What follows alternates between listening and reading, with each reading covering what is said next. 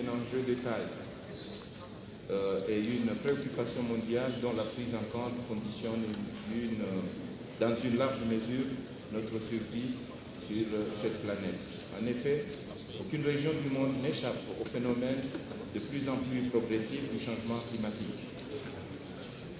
Dans les pays qui disposent de moyens plus ou moins conséquents pour y faire face, l'ampleur des situations devient parfois surprenante et place ces derniers dans l'impuissance pour contenir les dégâts de toutes sortes qu'occasionnent les tremblements de terre, la montée des eaux, les cyclones, les inondations et j'en passe. Que dire alors des petits États insulaires, davantage exposés aux aléas climatiques de toutes sortes parce que ne disposant pas de moyens pour prendre en charge leur population en leur fournissant les services requis en pareilles circonstances. En parlant de petits États insulaires, je voudrais, Monsieur le Président, du haut de cette tribune, appuyer la voix de tous ceux qui, comme le peuple comorien, subissent de plein fouet les conséquences de ces aléas climatiques et sont incapables de répondre à la moindre urgence en cas d'éventuelle catastrophe. J'exprime ici leur désarroi pour dire en leur nom que leurs pays ne sont pas à l'abri des tragédies que peut occasionner le changement climatique.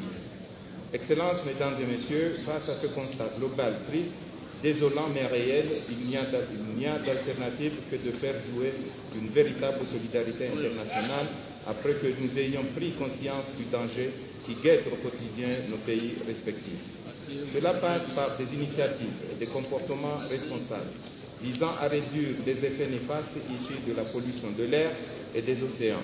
Il convient à cet effet de multiplier les efforts pour développer les sources d'énergie propres et renouvelables, préserver l'environnement et mettre des fonds conséquents pour la prise en charge des situations d'urgence et de catastrophe.